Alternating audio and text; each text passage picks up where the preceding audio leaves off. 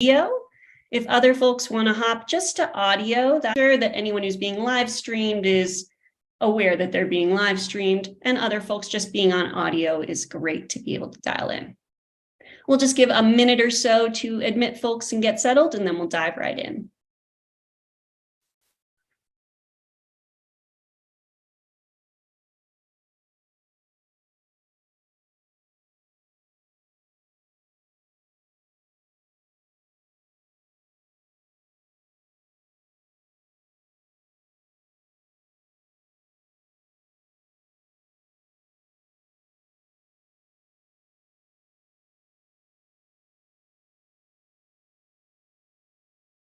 All right, so let's get started. Welcome, folks, to our panel discussion on mastering resume speak. You've got a number of stellar PhDs here today who are going to speak to their experiences in mastering resume speak. And I'm excited for this panel to open a sense of opportunity for folks in attendance, to give you a sense of what's possible with your doctoral level training outside of academia. And so we're going to dive in with conversation, but before we do, I want to get to know our attendees. So attendees, if you could drop into chat how many resumes you've sent out. It's okay if that's 0, if that's okay if that's 100. Drop into chat how many resumes you've sent out, just so we get a sense as panel of what the variance is like there. Okay, 0, 10, 30.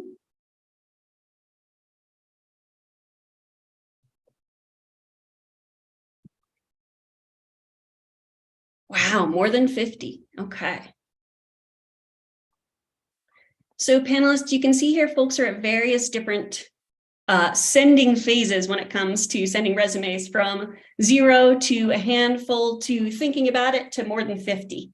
And so hopefully we'll be able to speak to input that will guide folks, whether you're at that 0 or that 50 plus, so that you can leverage what we talk about today to be of service for you in finding experience where you can leverage your PhD experience outside of academia. All right, so we're going to start off today by introducing our panel, and then we'll go through a few questions that I've prepared for them. We're also going to have moments for attendees to drop questions into chat. I won't be able to get to everyone's question just because of the number of folks we have online, but feel free, if you're on the Zoom here, to drop questions into chat, and I'll do my best to source those and ask those to panelists as we go. We'll also post ways to connect after the panel at the end in case your question didn't get answered. Final heads up before we dive in, panelists are speaking on behalf of themselves, not on behalf of their organizations. All right, so let's get introductions started. I'll start off by introducing myself, and then I'll introduce our panelists. So for those of you who don't know me, I'm Tori Waber. I'm a career and leadership coach. I help social science PhDs find jobs primarily in the tech industry, but these days in even more industries. I myself have a PhD in human evolutionary biology from Harvard. I spent 7 years working in the tech industry before starting my own business, and I've now helped more than 80 PhDs move into industry roles. All right, let me introduce our panelists. We'll start off with Justin Martin. He completed his PhD in psychology at Harvard, and he's currently a lead data scientist VP at JPMorgan Chase. Welcome, Justin. Thank you very much. So 3 quick questions so folks can get to know you. How many years post-PhD are you? I got my PhD in 2017, so about 5 years or so. Nice. And I'm curious, you're a data scientist, roughly how many statistical tests have you done this week? Yeah, it's a tough question. I mean, I think generally we do a lot of modeling work, so there's like various kinds of tests that go into that. I would say an average week, we're probably doing anywhere between 2 to 3 different types of tests, and of each of those, maybe 10 to 15, something like that. Okay, that's pretty statistical. Nice. Okay. And then key question here, sunny day or cloudy day, which is your preference? Oh, preference. I thought you were going to ask like what it is today. Preference would be sunny day. I'm a big fan of sunny days. I'm in Chicago, though, so we often get a lot of clouds. Okay. What is it today? It is a little bit cloudy today. Yeah, sounds like Chicago. Okay. Well, welcome, Justin. We're excited to have you here. Excited to be here. Thanks. Okay, Molly Barenhouse completed her PhD in psychology at the University of Sussex. She's currently a recruitment advisor at Labine and Associates. Welcome, Molly. Thank you for having me. So a couple of questions so folks can get to know you. How many years post-PhD are you? I finished in 2018, so a little over 4.5 years ago. Nice. And I'm curious, as a recruitment advisor, you must be talking to folks fairly frequently. How many meetings do you have scheduled today? I have about 3 meetings today, so that's pretty average. Yeah. Nice. This is something we can chat about, is the sort of meeting load of various jobs. But and then another key question to get to know you, Mac or PC? Definitely Mac. Okay. It's like this one that like divides folks, but it's still somehow not super polarizing. So, okay, Mac person, understood. Well, welcome, Molly. Happy to have you here. And Nicole Barbero completed her PhD in experimental psychology at Oakland University. She's currently the Director of Communications and Marketing at Heterodox Academy. Welcome, Nicole. Thank you for having me, and hi, everyone. All right, so questions so folks can get to know you. How many years post-PhD are you, Nicole? I finished my PhD in January of 2020, so a little over 3 years now. Nice. Sorry, we've got sort of 3 to 5 years. I'm the old person here with 10 years post-PhD. How many colleagues are on your immediate working team, Nicole? Yeah, so I work at a small nonprofit, so I have 8 people that I work with on a regular basis on our team. Nice. And then I think I know the answer to this based on what's in your screen, but are you a cat person or a dog person? Obviously a cat person, and Dell is here as well I don't know if she needs to learn about a resume, but she's here to be entertaining nonetheless. Good. All right. Well, maybe she'll abstract some of this resume stuff and take it into cat universe. Who knows? So, good to have you here, Nicole. All right. So we're going to dive in with some questions now. And again, if you're here on the Zoom, feel free to drop questions into chat and I'll get to those as I can. I'll read them to panelists and we'll dive in there as we talk about mastering resume speak. But before we do, I want to talk a little bit about the journey out of academia, since that can be stressful for folks, to put a word to it lightly. And so, Molly, maybe if you would share a little bit about your journey out of academia, just so that folks can get a sense of how you found your way to where you are now. Sure. Yeah. So, in all honesty, in terms of why I ended up leaving academia, finances were a big part of me leaving. And I was actually out the door since I finished my PhD in 2018. Before I became an adjunct, which is what I was doing before I was a recruiter, I was doing content writing for an educational website, teaching children, because that related to my PhD, and then doing evaluation work for a nonprofit. I wasn't really happy with the structure of academia. I didn't like the publish or perish mentality. And the stress of the PhD also triggered mental health issues that I didn't know I had.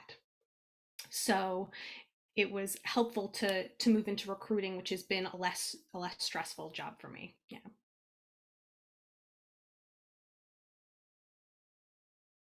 It's funny, the more folks I work with who are leaving academia, the more I realize the mental health adjacency that is there, right? And there's these tactics of resume speak, but that also folks taking care of themselves and taking care of their mental health. It's pretty critical for folks who've been in academia and then are leaving it. Justin, Nicole, you're nodding. Anything that sparks for you there? Yeah, I mean, my journey out of academia was prompted by kind of 2 factors. One, location of wanting to choose where I wanted to live rather than taking whatever job that university offers you and having to move to that random city. So location, and then as probably most people say, salary and monetary considerations played into it. I did a little bit of a mixed approach though, starting my 4th year grad school. I knew where I wanted to live, so I did apply to faculty positions that were open. I was interested in teaching full time. But ultimately I was a trained researcher. So that was kind of my stepping stone of getting a research job, because those are the hard skills that are easiest to communicate. And I spent 2 years doing research until I realized I didn't want to do research anymore. And about a year and a half ago, did a pivot into content and communication. So I was always really passionate about staying in higher ed. So there's a lot of things you can do in higher ed if you don't necessarily want to leave that space fully.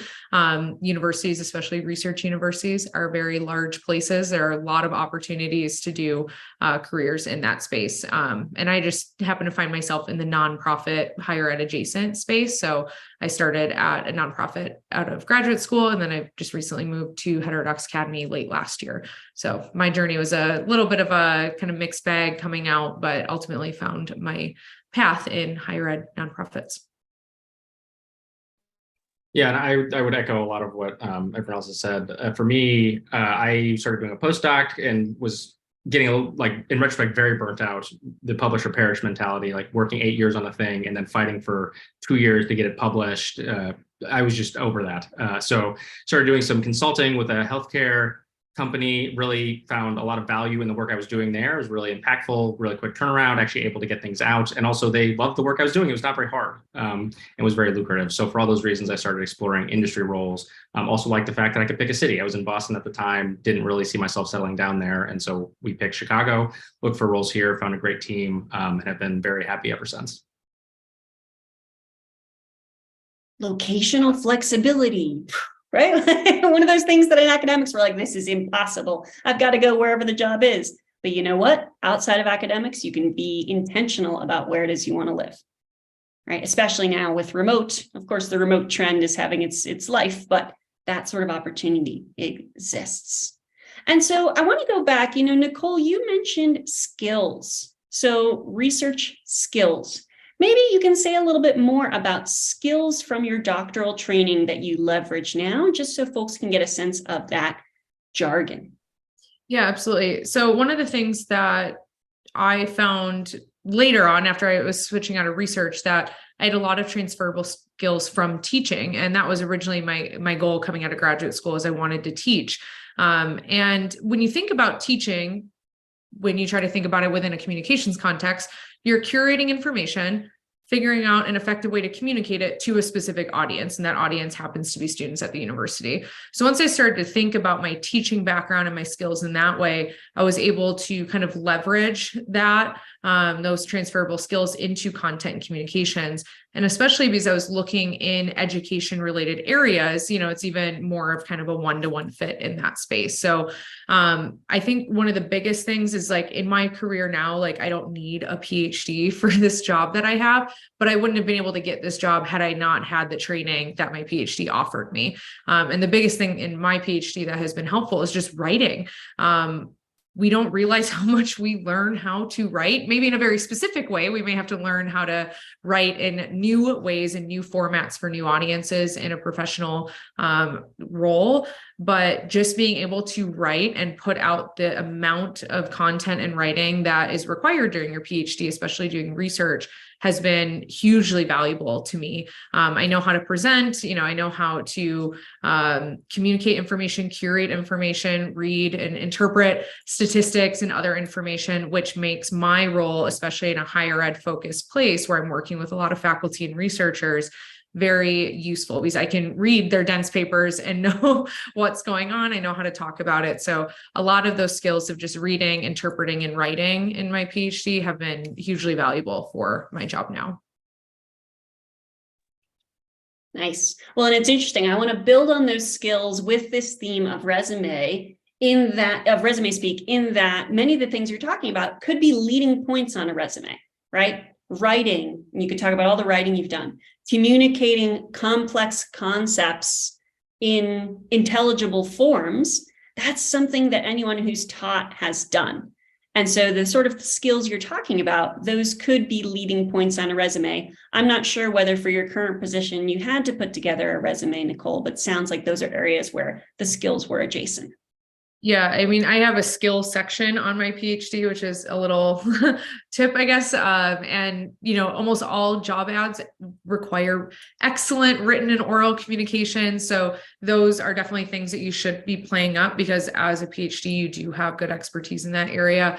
Synthesizing information, that is a skill set that is highly valuable, because in a professional setting, you have a lot of different information from a lot of sources, and to be able to take all that information, synthesize it, and create kind of a action plan or distill it into something simple, taking abstract goals and, distilling those down into, concrete tasks and a game plan for executing on those goals is a hugely valuable skill. And I think PhDs don't realize that that is a skill set that is valuable. Agreed. There's so many translatable skills there. One other area, and Justin, maybe you could speak to this with the quantitative skills. I see a question already in chat about, skills you may have had from your PhD and postdoc with statistics modeling. Maybe you can speak a little bit there about how experiences in your PhD helped you with the move into a more quantitative role. Yeah, I would just echo what Nicole's saying. I think it's easy to undervalue the skills that you get through the academic work you do. So like, for instance, I did a lot of modeling in terms of neuroimaging work that translated really well. So none of the things I actually did were like that valuable. I don't work on neuroimaging at all anymore, but working with big data sets and being able to think about how to deal with a big data set is super helpful for what I do now. And then even just the normal sort of kind of like experimental analysis that I would do, where maybe you only had 1,000 data points or 2,000 data points. Even that kind of modeling, just simple linear regression, logistic regression, those kinds of things, super translatable to what I do now. Just being able to think about a model. Like I know now how to understand what data is useful, how to run a model on it, what kinds of tests you'd want to do, what kind of validation checks you'd want to do. I work with many different kinds of models now that I wasn't trained on then, but I at least know how to apply the thinking to that. And that's incredibly valuable. So knowing how to think about data, what data is useful, how to check data are the kinds of skills that I think one should highlight if one's coming from academia to a more quant-focused role. You may not have experience in the exact methods that someone's looking for, but if they can see, look, this person knows how to learn and they know how to think about data, that's super valuable and is more important than knowing any particular given model. Well, and just to make it clear for folks, Justin, if you speak to what would happen in your organization without those data thinkers, right? How folks might operate if they didn't have those data thinking folks in place. What's the value of that data thinking for that organization? Yeah, I mean, good examples are you go down a path where you didn't consider a key assumption that the model was making, or you didn't check for a key piece of the data pipeline that needed to be valid for the approach you were taking to be useful. And so then you waste months of time on a thing that you got to go back and recheck. And that is an incredibly bad thing to have happen. That you don't want that to occur. And so people who think about those things at the beginning are super valuable to walk through the whole analytical pipeline. Okay, here's the problem we're trying to solve. And here's some different approaches we might apply to that problem. Here are the things we need to know to go through those different approaches and to pick which one's right. So let's work through that. Let's do maybe a proof of concept or some additional data checks to see if that's valid. And then if that's true, then let's do this. You sort of working through that whole pipeline is the kind of thing a PhD student does, right? You're thinking about how, what is your question? What are the assumptions about the question? What kind of data do you need to answer that question? What are some objections a reviewer might raise? You work through that whole pipeline. So that that path or that map is super valuable. Well, and it's wonderful because you're calling out stuff that I think PhDs might not give themselves credit for, but they have plenty of training in. So, especially if you've been in sort of a social science PhD, you've done that thinking. Molly, I'm curious, say a little bit about how your PhD training shows up in the work that you do today. Sure. So it's very interesting. My PhD focused on strategies to improve children's reading comprehension. So from the outside, that doesn't necessarily seem to apply to the world of recruiting. But I found that in terms of my training, I did a lot of communication with schools and needed to be very, very kind and very open in my communication. So I feel like that's helped me be in open recruiter, because I'm always in contact with candidates and finding ways to show them that kind of the world of recruiting can be nice, and it's all about growing and finding an opportunity that works for you. And then I also found that my research skills applied very well because I really need to understand different types of roles. And so I need to research at the moment I'm working a lot with attorneys. So I need to understand all the different types of law. And so that's been very interesting, and my research skills have helped with that. Yeah, well, and it's interesting. There's a question in the chat about qualitative research. Maybe Molly, if you can expand a little bit on, okay, how do you approach that research when it comes to a new set of roles that you're placing folks in? What does that look like? Yeah, so I guess what I'll do is I like to actually learn from the candidates. So I can focus on the job description and what skills that are really important for the candidate to have, but it's actually from chatting with people and having a discovery call, which is my favorite part of the job, is when I get to really understand what a day in the life of the person looks like. And then I can determine from that if they'd fit in with the culture for our specific role that we have. Well, and I'm smiling, Molly, because you're illustrating one of my favorite tools for PhDs, which is an informational interview, right? An info gathering chat. Folks can read job descriptions. You can learn a little bit about a role. But when you're talking to someone, you get a real sense of the day in the life, a real opportunity to try something on and say, is this for me? That's completely, okay, not completely different, but pretty different from what you get in a job description. Definitely, yes. And so let's talk then about how folks went about creating their resumes, right? So folks on the panel, I imagine each of you created a resume and did that for the first time coming out of academia. How did you approach that?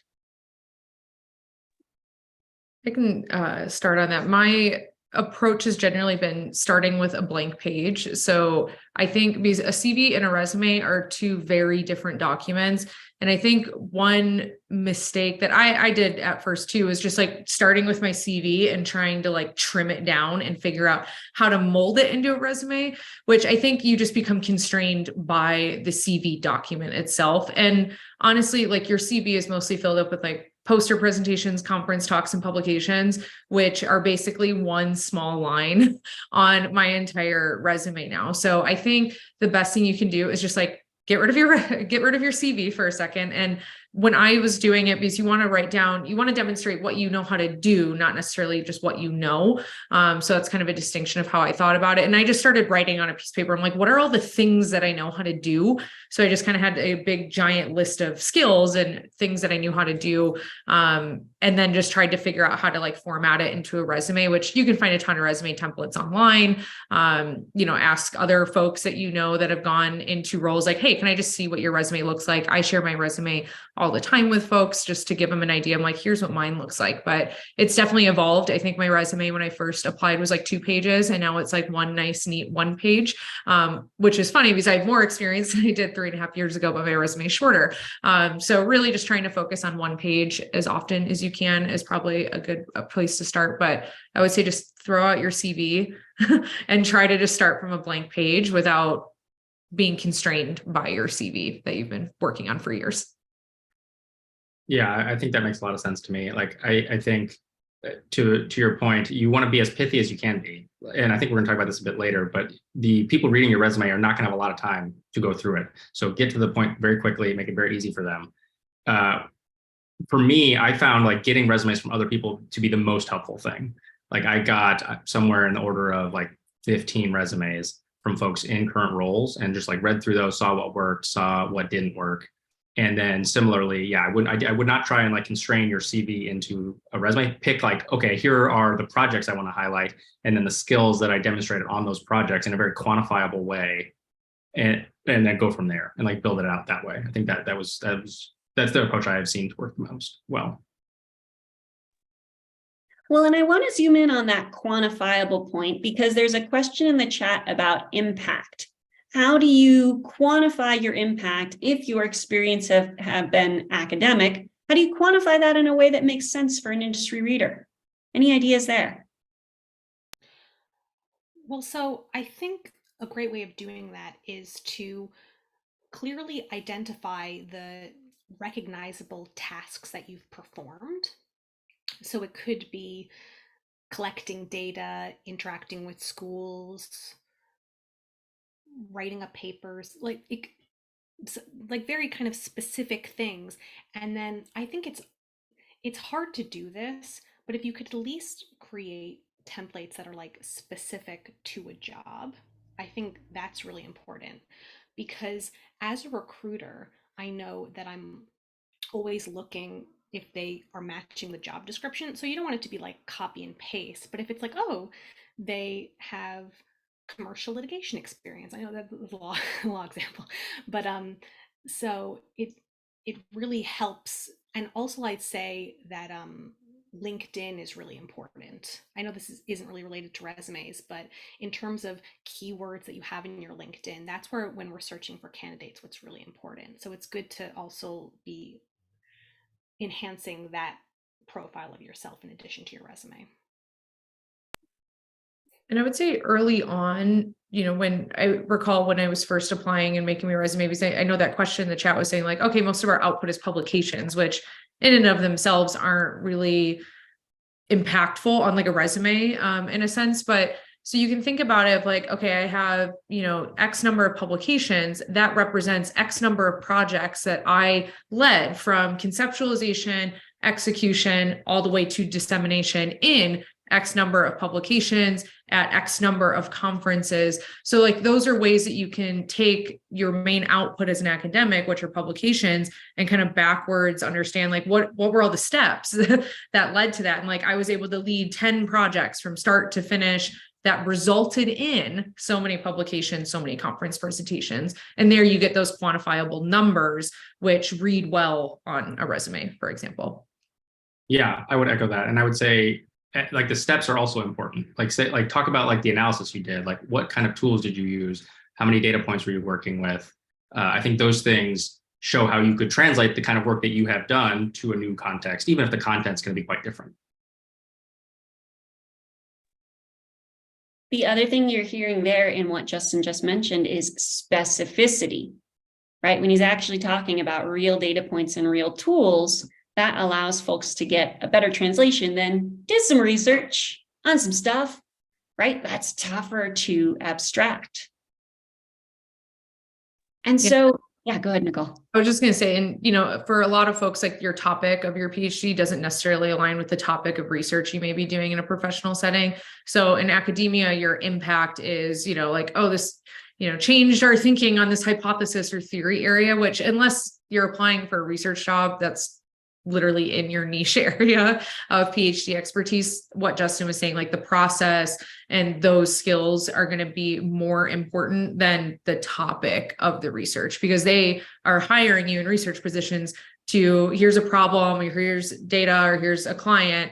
We need you to execute on their goals. So like the topic isn't as important as the skills and the tools and the process that you use to actually conduct your research. Yeah, 100% that. Like when I'm looking at a resume, I'm not looking to see, can someone like study social behavior? I want to know, like, can I give them a problem that's ambiguous? Can they turn it into an actual question to go after, and like data that can answer it, and then work through all of that? And I think as well, in terms of kind of software that you're using, I know I'm echoing what other people have said before, but I think that's so important because it's these kind of like quantifiable things that you're using to be able to conduct the research, and that's kind of like what you like to see for specific positions. So let's be concrete there. And folks may not have their resumes in front of them, but you can sort of use your memory and reconstruct one. If you were going to describe one of your PhD experiences in a sort of resume focused way, how would you do that? So for a research project, for example, you could say like, led the project from conceptualization to, dissemination, which included working with X number of external stakeholders. If you have to collaborate with other labs or other departments, or if you're doing more like field research and you're working at those sites. So you can discuss communicating and collaborating with other folks. So, led a project, you want to make sure, especially if you're a PhD level researcher, you're leading projects, not like just collaborating with someone. So you want to use some of those words that indicate that you can be handed a problem, as Justin said, and take that, can distill and synthesize research to create actionable insights and recommendations for X person or X organization to implement. So I think you can kind of break things up in those ways, but you want to have kind of those action-oriented verbs that show that you're a leader in that position rather than someone who's kind of taking direction in a way from other people. So you can use those different words and kind of, not cut and paste, but kind of cut and paste some of your experience into those sentences. Yeah, I just pulled up my LinkedIn, which is a carbon copy of my resume. I need to update it. And also I would say people feel free to add me on LinkedIn and just mention this event and I'll connect with you. I'm just reading it over this is how I described my postdoc work, which was 2 years of stuff where I was leading a bunch of work, determine direction and key objectives of multi-method research program, 70 plus experiments across behavioral, neuroimaging, child development experience with multiple stakeholders to understand our responses to social and moral transgressions. So you can see there a lot of what Nicole was talking about. And then I have details on coded experiments in XYZ tools, analyze data in R and MATLAB using advanced techniques. And then I have a list of techniques, translated research goals and value to funding stakeholders, securing 8 independent grants for 14 experiments. So you can see how you turn a whole program of research into things that you did, interfacing with stakeholders, leading the research, analyzing, all that kind of stuff. And the thing I hear there, and this is potentially a painful thing, but Nicole mentioned earlier, is your topic gets collapsed a lot, right? So it's less about the insights you generated on the topic, which is what matters in academics, and more about what you did to get those insights, mentioning it, right? Just mentioned it, but it wasn't the focus of his points. The focus was, what did I do? Who did I work with? How did we get it done? What happened as a result? Those are the things that are going to allow an industry person to plug you in somewhere, as opposed to the insights, because the insights, unless, like Nicole mentioned, you're going somewhere that's directly adjacent to your topic, the skills are going to matter more. And one skill that I'll add on to there, especially if you're probably more likely in a senior PhD position or if you had a postdoc as well, if you're managing a budget for a grant, another very useful skill to mention, manage budget of X to deliver X, Y, and Z. So managing budgets is really important, especially if you're doing research with clients who have set budgets. And a lot of the time when I was doing research, you were just handed a project of here's the client, here's the budget, here's their goal, and they're paying you to figure out how to get to there. So managing budgets also a helpful skill to list. One question I have there, and this speaks to a question I saw in the chat, is about the level where PhDs come in, right? There's sort of different organization levels of do, implement, own, lead, and it may be tough for PhDs to see where they fit there. Anything you recommend for how you figured out where you fit, what level you wanted to be with your PhD experience? I found that I needed to start from the beginning, and it required some humility, because it was this idea that I had this experience leading projects and really kind of taking charge and owning what I was doing, to needing to learn to collaborate and work with people in a way that I hadn't really been doing during my PhD. So I decided to really pivot and start from the beginning in a completely new area, which I've been finding really rewarding. And I feel like I because of skills I gained during my PhD, was able to grow faster than maybe someone without that experience. So it was still beneficial, but I needed to start at a baseline level.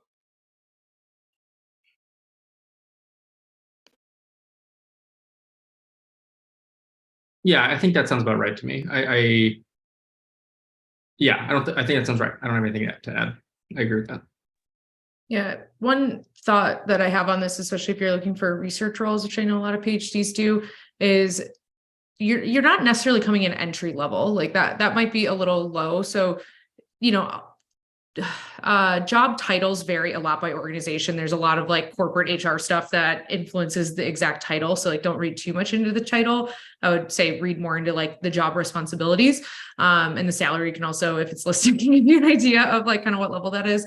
But typically an assistant or associate type role sometimes might be a little low, especially if you have research postdoc experience. So you're probably wanting to enter into just kind of a baseline role of research scientist for example, or UX researcher. And then a senior level role, probably if you have some more direct industry experience or some years of research focused postdoc experience, you could probably get into a senior role. But I'm not saying never, but an associate or assistant level type research position might be more appropriate for like a master's level person as like a general rule of thumb. I wouldn't say it's always, but just to give you some benchmarks.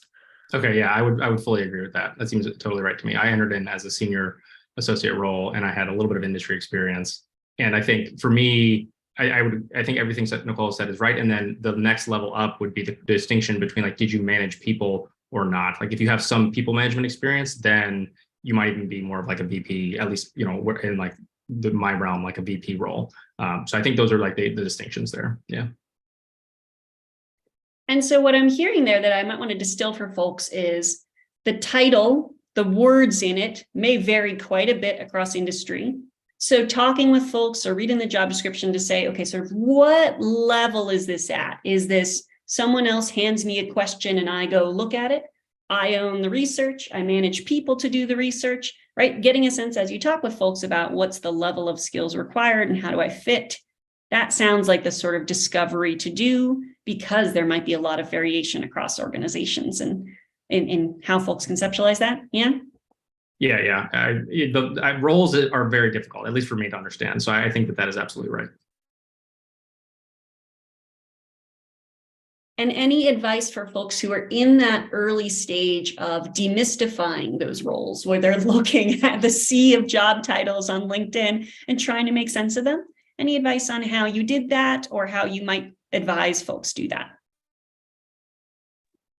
Yeah, I mean, like kind of like what I said before, looking more at the responsibilities, because the job titles are going to have so many variable components based on the organization that you're looking at. But my kind of trick, LinkedIn algorithm works really well for jobs. So I would look at that regularly and save jobs that you're not going to apply for, but sound interesting to you, even if they're not in the location that you want, just to help train the algorithm of like, oh, this is the kind of stuff you're looking for. So I would say just regularly go on LinkedIn, read through job descriptions. Usually there's kind of an estimated salary range. You could take it with a grain of salt, but you know, it's more information than none. But I would just regularly go through LinkedIn, save jobs that seem interesting to you based on the roles and responsibilities, and more jobs will show up. And then you can kind of start to get an idea of like, what are the type of titles that are associated with things that I like. So I think that helps, and I'll start recommending things to you. So I think that is kind of my approach for finding jobs and trying to figure out what the titles are that you're looking for. Because like research scientist is so broad and vague that like, it's really hard to actually look for jobs when you're just looking for that title, for example. Yeah, I would agree with that. I found LinkedIn super helpful. And then I would say it's a great way to start conversations with people. Like, I think if you send a pretty reasonable message to someone, they're likely to respond and, you know, set up an informational interview. I'll give a plug to Tori for those. I found those super helpful when I was trying to figure out what kind of role I wanted and where I wanted to land. So I think people are usually happy to hop on, 15-minute, 30-minute chat and talk about like what is involved in their role. Like, what does that actually mean? What do they do in their day-to-day, that kind of thing. So I found LinkedIn super helpful. Yeah, no, I can also add to that LinkedIn is essential. It's essential like in what I do, and then also just like in terms of networking with people. Just yeah, the idea of contacting the hiring manager that's listed on LinkedIn, maybe send a connection request and do a real personalized message, because I think LinkedIn like suggests a message for you, and if you just send that message, then it's kind of hard to be seen through the noise. So you want to really kind of tailor it and say you're interested in learning more. Yeah. So let's talk about LinkedIn for a moment. I know we're on resumes, but LinkedIn is an important tool. Of course, we all have our own opinions. What do folks think for PhD job seekers? How can they use LinkedIn?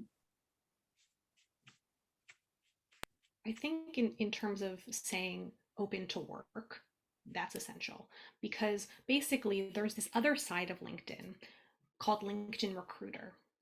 And it's a very expensive account, but recruiters will have it. And basically you can filter people open to work. So that's a great way to start. And then also we can filter skills. So really the skills that you want in the role that you're seeking, add, and as long as you can justify that you have those skills or related skills, I think that's great. Yeah, it's a great way to use LinkedIn. And so if I can echo back there, Molly, folks putting open to work and putting their skills in their LinkedIn allows them to show up in searches when you're searching for candidates to fill your open positions. Exactly. Yeah. Nice. So it's almost like a directory there where you're opening yourself up to search results. Anything else in terms of how recruiters use LinkedIn or resumes that you would want to make sure that candidates know, Molly? Sure. So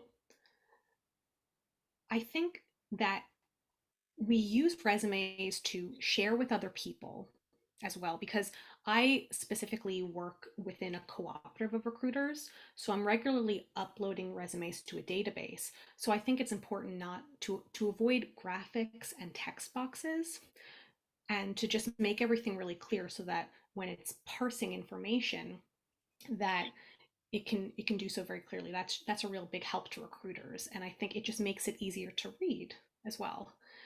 So yeah.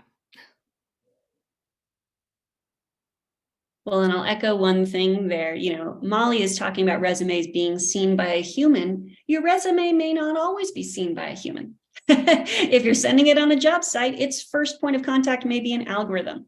So thinking about the text that's there and whether the text will match, that's really important.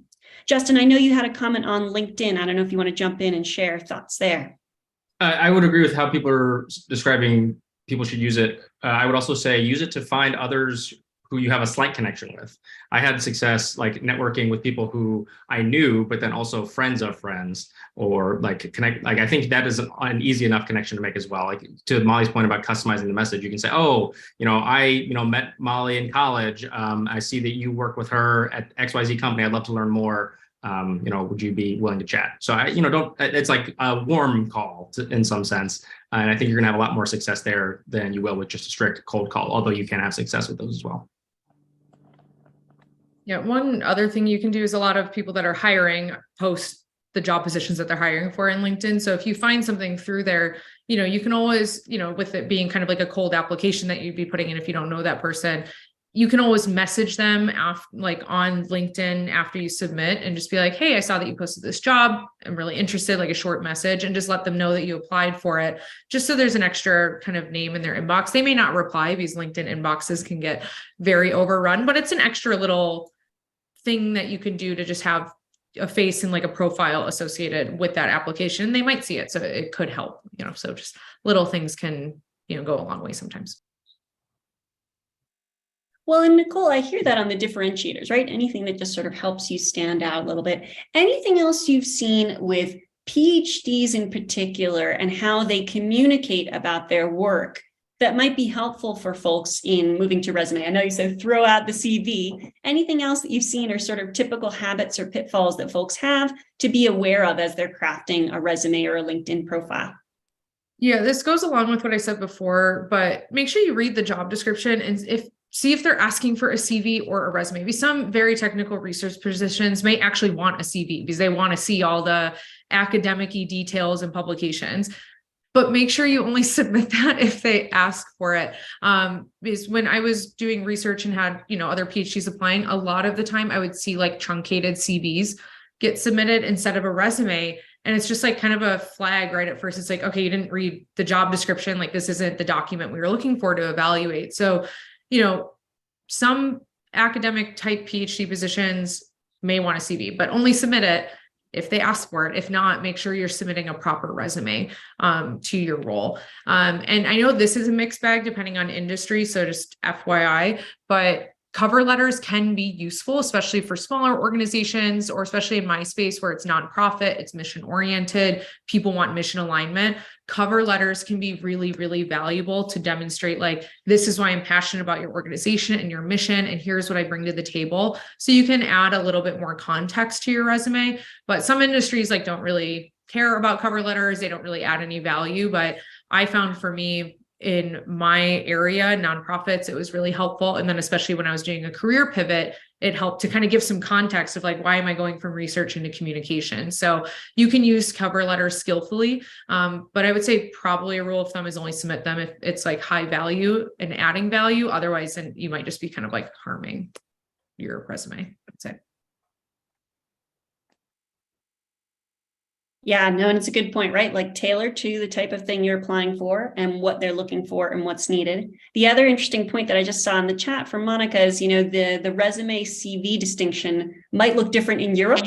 So bear in mind that many of us here are speaking from the US market, but if you're in a market that's not the US, take what we're saying and gather data on it in your respective market, right? See what's requested, see what's needed, see what's standard, and inform these sort of principles with what makes sense for your local employment market. So Justin, I wanted to ask you, as someone who's sat in the interviewer chair or the sort of hiring chair, how does that person use a resume? Yeah, it's a good question. So I think we alluded to this a little bit earlier, but there's probably 3 points at where your resume matters. One would be the initial stage where you submit it, and then it gets screened either by some program or a person. And so there, I think you really want the keywords, especially if there's a program doing it, you got to have the keywords and all of that stuff. Then there's usually a human that, at least up for my team, we do a lot of hiring. There's a person that does a pre-screen. They look at your resume, they decide whether you should have a 30-minute phone call with one of us. At that 30-minute phone call, the person who's doing the interview will read your resume for maybe, let's say, 5 minutes before the interview, if they're lucky. Like they might have only 2 minutes to read the resume before they actually have the chat with you. So there, again, I'm like looking through it, trying to see, all right, what has this person done? Where are they coming from most recently? What is their experience like? Can they talk about project management? Can they talk about skills that they've used in a coherent way? Okay, let's say you get past the pre-screen. Then you go on to a final round of, let's say, 3 to 4 interviews. Before those, and those are longer interviews, there I'm really paying attention to the resume to get a sense for who you are, the kinds of questions I want to ask. If you talk a lot about project management, I'm going to probe you on project management, in particular, like topics and skills that you've mentioned there. So make sure you can back up anything that you put there. If you put like, I've done, XGBoost modeling, I'm going to probably ask you a question about it, or at least it's open to be asked, for a question to be asked. I would say how you craft your resume matters at all of those stages, but it matters differently. I think at the beginning, you really do need to have those skills and keywords and those kinds of things to get like caught by the net. But then as you get further along, it's really about how you tell the story of what you can do. So it makes it an art and a complicated thing to be able to construct, I think, unfortunately. But that's sort of how I use resume on our team. And so what I'm hearing there, Justin, is include the buzzwords with some ability to back them up. Yeah, and it doesn't have to be perfect, but like if you put it on there, you've got to be able to talk about like when you would use it, what it is. You don't necessarily, like if I probe you on a nuanced question, you don't have the exact right answer. All right, maybe that's fine. But yeah, you should be able, if you put it on there, you should be able to say like, here's this thing, here's when I would use it, here's when I would not use it. Conversational fluency, if not full fluency, right? I sometimes like to think of this as sort of if you're learning a foreign language, like, okay, you got to be able to have a chat in a coffee shop. You're not going to go, right? So that level of fluency with the tool. Yeah, like enough that you could go learn more as you needed to, like if it was required for a project. Now, I will say that is for us, we're a consulting team. And so we do a lot of different things. So we care more about people being able to learn stuff. I'm sure there are teams where they're looking for someone who just does NLP, for instance, and like they want you to be able to deep dive on NLP. And that's the only thing that matters. So, various roles. Anything else, panelists, in the space of mastering resume speak for PhDs that we haven't hit on yet today, but that would be good to mention? I think this might be something that might not be across the board, but I know that as a recruiter, it's really helpful to see a summary of your skills at the beginning of the resume, because showing how many years you were in a specific industry or using a specific skill really helps us understand you as a person, and just gives a good introduction to who you are. And so, Molly, are you referring to a 2 to 3 sentence executive summary and or a skills list at the top, or both? What's most helpful? It's almost a combination of the two. It's kind of narrative, but in bullet points is really helpful. And it could just be maybe like 4 bullet points or something like that. It doesn't need to be super long. Yeah. Yeah, I have an example of that, Molly. On my resume, I dropped it in the chat. I have kind of like a 2-column design on it. So on the left, it's just kind of my contact information, basic, education. And I have a section of core competencies that I have listed in like most relevant and, things that I'm best at. I think there's like 5 of them on there. And I have like verbal and written communications, which obviously is helpful in my role. And then in parentheses, I have examples of like some of the programs or tools that I use. So those can, I think from a recruiter standpoint, or when someone's scanning your resume, can quickly see it's like, oh, they use the same project management software that we use, or oh, they use R or whatever data analysis program. So I just have that on like a core competency section on there, which I think is helpful because it helps kind of combine a lot of information in a small area, and then I don't have to make my bullet points too long explaining what tools I'm using. I think the only thing I would add is to Ethan's point, it can be helpful to have links to your work. Like sometimes if I'm like unclear about a candidate's experience, I will go to their LinkedIn and check if there's a link. So I would say if you do include the link, make sure the thing looks good. And then 2, I would say there's a trade-off between including in like your list of competencies and skills, like too much information versus too little. Like if you have too little, that's a flag. But if it's just a like word cloud of things, that's a flag as well. So you want to be a little judicious there about what you're including and how much detail. Make it reasonable, which is a hard thing to judge, but not like things that one could expect you to understand at that point. Yeah. One thing that may be helpful in this vein is, so when I moved into content communications, something that places were looking for was like writing samples, for example, because I'm going to be doing a lot of writing. And I've had a website set up since graduate school, and making sure your website has kind of all this deep dive supplemental stuff on it that kind of speaks well to the job that you're applying for. I include just my website link on the top of my resume so they can go. And I've in multiple interviews that I had when I was switching into this area, I got out of doing multiple like job interview tasks because they're like, oh, well, we can see that you've demonstrated that you can write and communicate in all of these areas. Like you don't have to do the job interview tasks, like we'll be back in touch. So having a website kind of as a portfolio, and if you're going to be a researcher, like having some like all your publications for download on there, some more of, you can do some longer, I don't know, maybe blog posts about like certain skills and different, analytic techniques you want. So a website can be a helpful tool for you that you can put on the website, and then they can go and, kind of deep dive into that if they're really interested in you. So that's one way that you may be able to kind of use links in a more effective way than having too many links on your resume. I'm going to jump in here because I think the potential for PhD rabbit holing here is high. So I want to caveat what you're hearing, which is these portfolios, supporting materials, and even your resume, they make a lot more sense if you have a target role in mind, a rough target area. If you're targeting a quantitative area, go beef up your quantitative chops. If you're targeting writing, go beef up your writing chops. Don't target neither and decide to do some quantitative and some writing and just do a bunch and have a mix on your website of all the things you're capable of, right? It's easier if you have a notion of, I think this is where I want to go. Let me make sure my skills there click. And so doing that intention and that sorting is essential here as well. Is that fair, folks?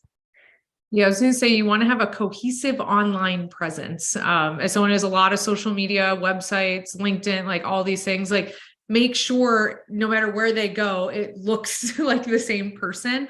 So if you are targeting a specific area, make sure your LinkedIn reflects your resume. Like make sure your LinkedIn's updated for your resume as well. So you don't have like a different about statement or value proposition on your LinkedIn that's totally disconnected from your resume. Make sure that your online presence screams, this is the area that I'm trying to work in, rather than like disparate, confusing mixed signals everywhere. So that's something to keep in mind. Yeah, and then like just to put a fine point on that, make it as easy as possible for the person reading the resume and all of your materials to understand what's going on. I think that is a key thing. Just make it easy, because they're probably going to be looking at it for, let's say, at most 10 minutes, but like more likely 2 to 5 minutes. So just make it easy, not confusing. Any other thoughts you want to share, Molly? Oh yeah, so I guess I think it's also really important to know when to ask for help, because it's funny, I'm on a panel about resumes because I actually worked with a resume coach to help me convert my resume from an academic CV to a traditional resume. And yeah, so working with someone like Tori, just to get that help to really streamline, kind of with what Nicole was saying, by having this kind of streamlined presence where you're targeting a specific area. It might be confusing, especially with you working so hard in your PhD. You might not have had time to really think about what you want to transition to. And I didn't even ask Molly to say that. But yeah, no, I think the getting feedback from anyone to start, right? First resume draft, just ask someone else, is this readable? And then getting feedback from someone who either does a lot of work in resumes or comms, or someone in your target role. Hey, you work in this job. Does this resume look reasonable? That feedback is a part of the process, because expecting that you can create this de novo by yourself via one long sit down session, it's just not feasible. But expecting that you can create it with some iteration, very much doable. Does that sound reasonable, panel? What do you think? Is that off base? Nice. Yeah. All right. Oh, go ahead, Justin. Sorry. I was gonna say, yeah, absolutely. Nice. All right. I want to be respectful of time since we're nearing the end of the hour. So I'm going to close us here and say first, thanks to our panelists for sharing their time and expertise. Yay, thank you. I know I gained a lot from today's conversation thinking about these different perspectives on how PhDs can use resumes. So I hope that you did as well, attendees. And attendees, thank you for making time. You've basically now taken an hour thinking about your career, thinking about how to leverage these tools for where you want to go next. In academics, that can take some courage, right? There's a sort of pressure to go one way. So giving yourself the opportunity to look for something else takes a lot of courage. And so I want to commend you for doing that. I'll ask panelists here if you have any links that you want to drop in for folks to stay connected, or any links you want them to be aware of, anything we should make sure folks know about for future connections. Yeah, so I dropped my email in the chat. And also, if you want to reach out to me on LinkedIn, Molly Barenhouse, PhD, I'd love to chat with you and to hear about what you're interested in. It's possible, because I mentioned I work with kind of a cooperative of recruiters, there could be an opportunity out there, but at least to just learn more about the process is helpful. Yeah, I'm going to drop in a link to my team. We are hiring throughout the year. I'm not sure if we have open roles right now or not, but we will very soon. So there's information on the team. Feel free to reach out. I'm throwing in my LinkedIn as well. Always happy to talk about what we do and give any advice I can. Yep. And as I mentioned, I'm all over the internet. So if you just Google my name, my website, and different profiles will show up. But I did drop a link a little bit up with all the thank yous of one of my Substacks. I don't post on it often, but I have a lot of PhD advice job blogs on there. So NicoleBarbero.substack.com. The most recent one is 10 tips about interviewing, which I think will be very helpful to folks once you have an awesome resume and land the interview. You want to land the interview and then get that job. So that's on there. So yeah, lots of stuff online if you search me. Awesome. Nicole has a coherent online presence. I'm learning from you today. So that's good to do. I try. I'm going to mention for folks, I created a new resource for PhDs, in particular around resumes, because I hear a lot of pain points here. I'm calling it Rethink Your Resume. I'll drop the link into the chat. I want to mention for the first 10 folks, I'm going to do a small group resume review session. So if that sounds of interest, if you want to get some personalized feedback on your resume, go ahead and check this link out. You've got to book that before tomorrow, end of day, but otherwise excited to work with PhDs on their resumes. So I will drop that link in chat. And just want to wrap us up here by saying thanks. Thanks to all of you for taking this time to think about your career. I really enjoy helping PhDs see how they can leverage their skills outside of academia. And so I hope you got a sense of that opportunity and possibility today too. And I hope that each of you finds success in your careers, whatever that looks like, whatever success and fulfillment looks like to you. I hope that you are on that path to finding it. So thanks so much for taking the time to join today. And I hope you have a great rest of your Thursday. Hi, everyone. Bye. Bye all. Thank you.